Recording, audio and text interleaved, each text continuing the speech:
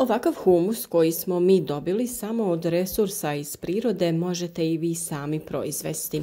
Ne morate imati neki veliki prostor ni puno sastojaka.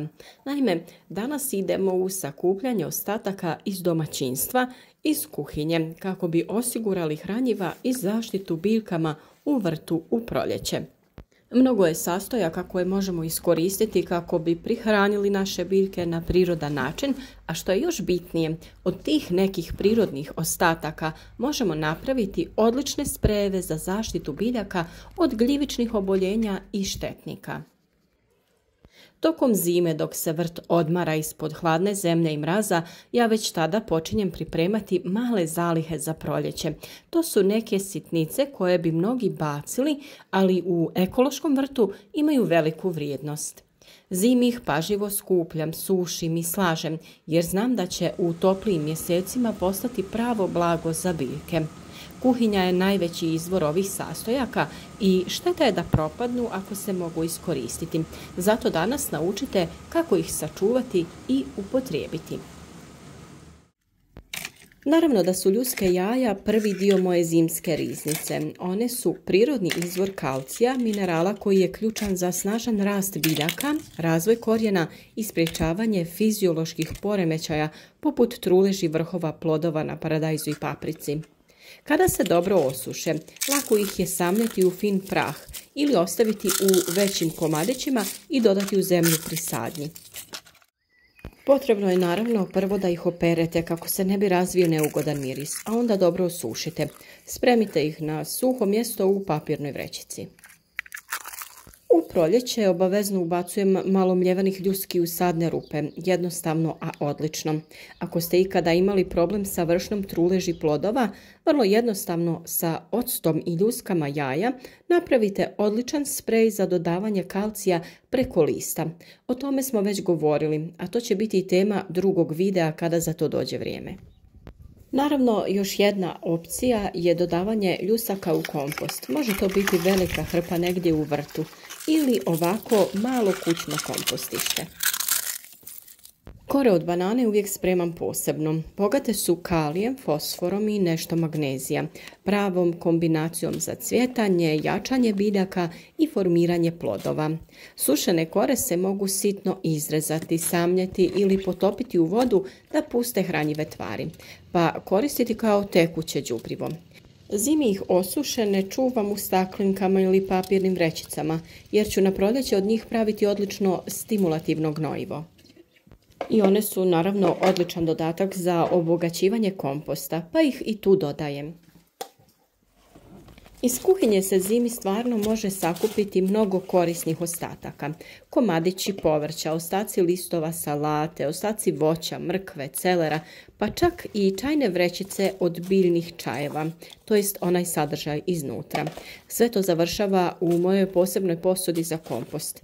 Ovi ostaci su bogati raznim nutrijentima, od dušika i kalija pa sve do mikroelemenata. Čaj je često pun antioksidanata, a povrtni ostaci dodaju dušik koji je veoma važan za rast i razvoj biljaka u proljeće. Zimi ih gomilam s namjerom da na proljeće kompost bude još hranjiviji. Ljuske bijelog i crvenog luka ne bacam nikada, osim što sadrže sumpor, kalij i antioksidanse. Odlične su za pripremu prirodnog sredstva protiv štetnika. Od osušenih ljuski na proljeće pravim vodu za prskanje. Odlično je protiv lisnih uši i grinja, a biljke jača i hrani. Zato ih zimi pažljivo skupljam i čuvam na suhom mjestu. Sve te dobrobiti važe i u slučaju kompostiranja, pa i njih naravno dodajemo kompost. Vjerujem da mnogi imate i viška kartona, posebno onaj neštampani i bez plastike, bez ljepila. On se koristi kao savršena podloga za malčiranje. Tokom zime slažem veće komade jer će na proljeće poslužiti kao zaštita od korova, ali i kao hrana za gliste koje ga razgrađuju i pretvaraju u humus. Mi smo ga često koristili i prilikom pripreme izdignutih gredica. Manje količine možete izrezati i dodati u kompost kao smeđe sastojke za izgradnju mase. I naravno moj omiljeni dodatak je talog kafe. Veliki sam ljubitelj kafe pa zbog toga ovog resursa imamo dosta. Bogat je dušikom, sadrži nešto kalija i fosfora te organske materije koje poboljšavaju strukturu zemlje. Kada se dobro osuši, savršeno se miješa sa kompostom ili direktno dodaje u zemlju. U proljeće ga koristim i oko biljaka koje vole blago kiselu sredinu poput borovnica, a dobro je i za cvjetnice. I ono što obavezno sakupljam je i pepeo nastao sagorijevanjem drveta. Zimi imamo obilan izvor ovog resursa s obzirom da drva koristimo za ogrjev. Pepeo je odličan izvor kalija, fosfora i magnezija. Koristim ga u vrtu posipanjem po tlu prije sadnje, pravim tečna hranjiva i sprejeve protiv bolesti i štetnika. Naravno da ga dodajemo i u ovu kompostnu hrpu. A šta bi bila jesen bez lišća? Velike količine lišća iz voćnjaka smo sačuvali dok je vrijeme bilo suho i spremili da imamo za pripremu izdignutih gredica, za malčiranje i najbolje od svega pripremu humusa. Sve ove male, skromne zimske zalihe na proljeće postaju pravo blago za vrt. To je moj način da iskoristim svaki prirodni resurs i da biljkama pružim ono što im najviše treba, zdravu, hranjivu zemlju i malo ljubavi. A sada da pokažemo pravo proces kako slažemo ove sastojke. Kao što sam rekla, nije vam potreban veliki prostor, ali ipak može to i biti. Mi koristimo ovu platnenu vreću koja je namijenjena za pripremu humusa, a može se naravno stavljati i u vrtu na kompostište.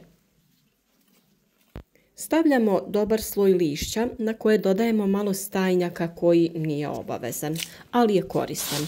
U našem stajnjaku ima dosta glista koje su nam korisne za prerađivanje svih ovih sastojaka.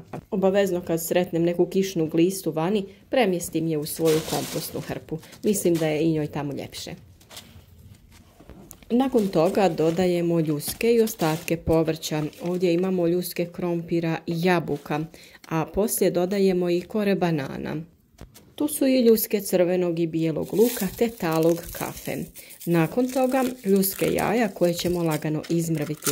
Poslije toga ide novi sloj lista i stajnjaka koji ide na to sve. Pepeo je odličan dodatak za balans hranjiva i njega također dodajemo na kraju. Kako budete imali dostupne druge sastojke, naknadno ih dodajte. Sve ovo na kraju dobro zalijte kako bi se potaknula razgradnja ovih sastojaka. Ne zaboravite i da je ovu masu potrebno svako barem 10 do 15 dana promiješati.